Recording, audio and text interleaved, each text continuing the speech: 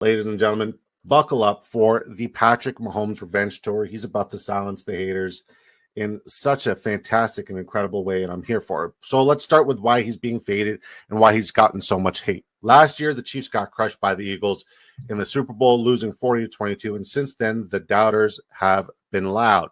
They're fading Mahomes, calling him overrated. They're saying that he was carried by the refs. They're talking about the Swifty hype and the NFL script writers fixing the results for increased viewership and revenue.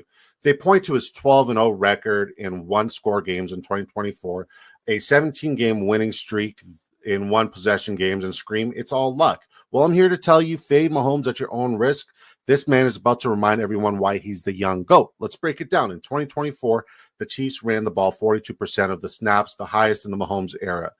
But most of the runs went nowhere. Still, Mahomes was decent, dropping back on 581 pass attempts, which was third most, on 392 completions, fourth most, 3,928 passing yards, seventh most, 26 passing touchdowns, also ninth most, and 292.9 fantasy points, which was 11th, averaging 18.3 fantasy points per game. Not bad, right? Here's the problem. He was stuck dinking and dunking the rock. The Chiefs ranked 16th in explosive pass plays of 15 to 25 yards, completing just 9% of his 75 attempts.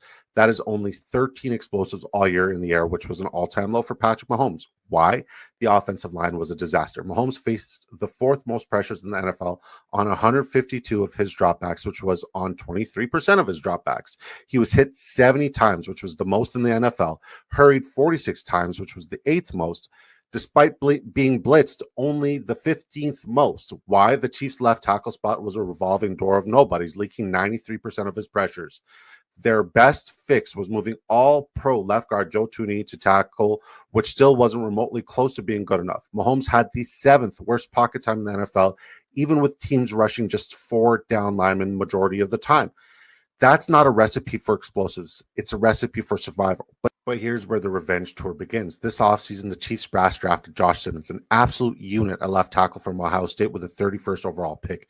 If not for an early season college injury, Simmons was a top 5 to 10 prospect, arguably the best tackle in this class. He's a steal, and he's protecting Mahomes' blind side. Meanwhile, Joe Thuney, the guy who was playing left guard and then played left tackle as a plug and play, well, he just signed with the Bears, leaving a hole at left guard. What does that mean?